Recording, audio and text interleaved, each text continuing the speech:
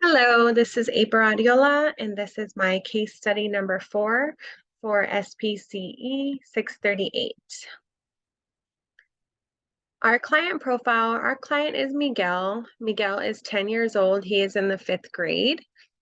Miguel has autism. He also has intellectual disability, OHI, and other health impairment. He has ADHD, and he also has a speech impairment. Miguel spends most of his time in an ALE setting where he is in the special education setting for academics and in order to meet his functional needs. And then he goes into the general education classroom for different subjects such as math, science, and he also goes to specials, which is physical education, art, music, computer lab with his peers. For communication, Miguel is verbal and he also uses visuals. The reason that he uses visuals is that he has trouble with articulation. So sometimes it can be difficult to understand what he's saying. Therefore, those visuals help him. The behavior of concern for Miguel is going up the slide during recess. So like I said, the behavior of concern is going up the slide. So going up the slide is defined as any instance in which Miguel engages in the following: full body making physical contact at the bottom of the slide and then getting onto the slide and going upwards towards the top of the slide. So examples of this are climbing up the slide, running up the slide, or crawling up the slide. Non-examples of this would be sitting at the bottom of the slide or having one arm on the edge of the slide. For response class, we are able to determine that the function of behavior is attention seeking. So Miguel engages in this behavior in order to get attention from his peers and from his teachers. And what this looks like is attention from his peers in the form of them laughing, or sometimes even them telling him, we don't go up the slide, we go down the slide. And then the attention from the teachers is him being redirected, that we do not go up the slide. All right. So for intervention, so for the role governed behavior, the rule here at school is that we go down the slide. We don't go up the slide. Most of the students know that if they go up the slide, then they're not able to play on the slide anymore and they have to go find somewhere else to play.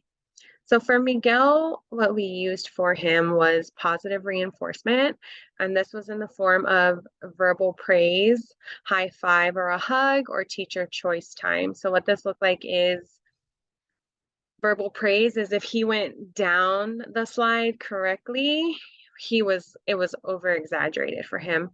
Oh my goodness, way to go, Miguel, on going down the slide. That was awesome. You're doing such a great job. Or we were waiting for him at the bottom of the slide so that we could give him a high five or a hug, which he was super excited about. So every time he came down, we were waiting at the bottom. And then also teacher choice time. And this looked like if he went down the slide correctly, then when we came back inside, we reminded him, great job on going down the slide the right way. He got to pick something to do with the teacher. So that was either 3 to 5 minutes of the teacher playing with him with some toys, an activity of his choice, or even working with him academically, just one-on-one at the table. Also, if Miguel engaged in the problem behavior, the behavior was ignored by both teachers and peers, and no verbal praise, high fives, or teacher choice time were given. Right, so for outcomes and obstacles, the problem behavior decreased and the interventions were successful. One of the obstacles was the peer attention. At first, it was really hard to get the peers to also ignore the behavior because they wanted to also help and tell him, we don't go up the slide, Miguel. We only go down the slide. So at first that was difficult because he was still getting the attention from the peers, even if the teachers and I were ignoring the behavior. But once the once we were able to get the friends to just ignore the behavior. We were just like, hey, it's okay, just keep playing, just don't we're working on it, it's all right. Once we're able to do that, and then his peers also stopped paying attention to the behavior, we really noticed a difference. And then we were also able to get the peers could also give him the high fives or the hugs at the bottom of the slide. So he was getting that attention, and it definitely made a difference. Thank you.